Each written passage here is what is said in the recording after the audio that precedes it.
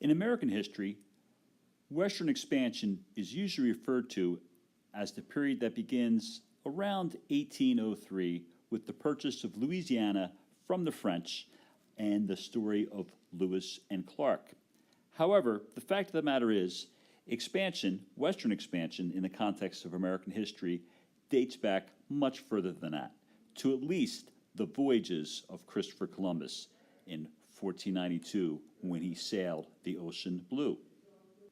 Keep in mind also that when Columbus did set sail, he was not searching for this. In fact, he didn't know any of that was even there. He was hoping to sail and find China somewhere right around here. So yes, Columbus's plan was to set sail from Spain, head across the Atlantic Ocean, and end up somewhere in this part of the world here. He did not know he would be interrupted by this huge thing called the Western Hemisphere. There was already contact between Europe and Asia before 1492 through what is called the Silk Road, which is actually many different roads down into the Middle East, over to China. And keep in mind that in the 1400s, Europe is just starting to come out of the Dark Ages. The most advanced civilizations in the world, arguably, were in this part of the world here, the Middle East, Asia, and there was a lot of profit to be made, a lot of money to be made by trading along the Silk Road. But it was also a very hazardous, long, and therefore expensive journey as well. Columbus's discovery of the New World really did change the world in many, many significant ways. It's almost hard to think of, but all of these products that you see here, none of them existed anywhere in Europe, Africa, or Asia before 1492. So that means that if you're in Italy, you're not getting pizza with tomato sauce before 1492. If you're in Ireland, they don't know what potatoes are in Ireland before 1492, even though those products are very associated with Italy and Ireland today.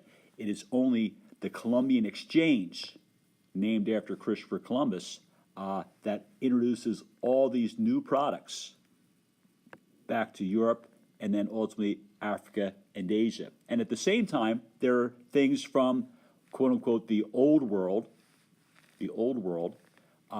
that never existed in the New World before. That includes some devastating things as well, and we'll talk more about this later on in the unit. As you already know, Spain and Portugal led the way in European exploration. It is the British who came late into the game, who were going to settle the 13 colonies. And as you know, the colonists rebelled against the British, and in 1783 created their own country, the United States of America. And keep in mind that when we say United States of America in 1783, this is where we're talking. Not all of this yet. That is the United States. Over time, the United States is going to grow and expand.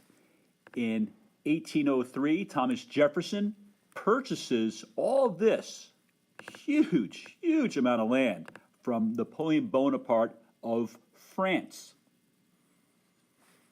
In 1819, Florida is going to become part of the United States of America through negotiations with the Spanish. This, what we call Texas, is going to become part of the United States of America in 1845. However, this is going to prompt a significant war with Mexico.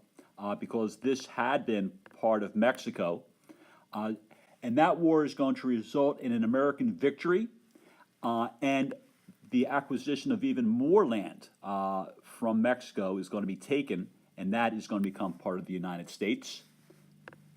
What we call Oregon Territory is going to become part of the United States through negotiations with Great Britain in 1846. And then Alaska is going to be purchased in 1867, and Hawaii will become part of the United States in 1898. And there are a few other areas as well that are, through negotiations and treaties, become part of the United States. But this increase in size of the United States is going to be the major focus of the next unit of study, both the wonderful positive things and also some pretty devastating outcomes as well.